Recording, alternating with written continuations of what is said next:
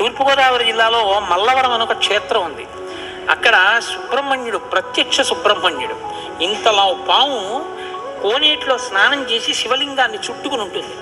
అది పిల్లలు పుట్టని వాళ్ళు వెళ్ళి నమస్కారం చేస్తే పిల్లలు పుట్టారు. డాక్టర్లు పిల్లలు పుట్టరని సర్టిఫై చేసిన వాళ్ళకి పుట్టారు.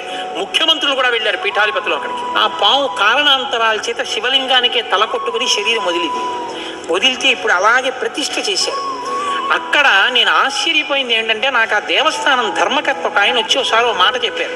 బిడ్డలు పుట్టరు అని డాక్టర్లు చెప్పేసినటువంటి వాళ్ళు సుబ్రహ్మణ్య షష్ఠి నాడు ఈ దేవాలయం వెనకాల పడుకుంటారు, వచ్చి బోర్లా పడుకుంటారు ఆడవాళ్ళు. వాళ్ళకి కునుకు పడుతుంది, కునుకు పడ్డాక లేపేస్తాం. ఆ మరుసటి సంవత్సరం వాళ్ళు పసిపిల్లల్ని పట్టుకుని వస్తారండి అని చెప్పారు. నాకు అపనమ్మకం కాదు, చూడాలనిపించి కాకినాడ నుంచి చాలా మందిని కలిసి సుబ్రహ్మణ్య భుజంగ స్తోత్రం చేశారు శంకర భగవత్పాదులు. సుబ్రహ్మణ్య షష్ఠి నాడు ఆ దేవాలయంలో చదువుదామని అందరం కలిసి వెళ్ళాం. ఆ రోజు వాళ్ళు నా ప్రసంగం కూడా అక్కడ ఏర్పాటు చేశారు.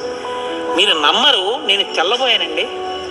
ఎంతంత సంపన్న కుటుంబాల వాళ్ళు బిడ్డలు పుట్టరు అని బెంగ పెట్టుకున్న తల్లులు సంటి పిల్లలతో ఎంతో సంతోషంగా వచ్చి ఆయనకి నమస్కారం చేసుకుని, అబద్ధం కాదు, నేను ఎంతో మందిని అక్కడ అడిగాను, ఏమమ్మా మీకు ఈయన వలనే కలిగిందా సంతానం అని. ఖచ్చితంగా మేము ఆయన వలనే ఈ అనుగ్రహాన్ని పొందామని, ఆ అదృష్టాన్ని పొందారు.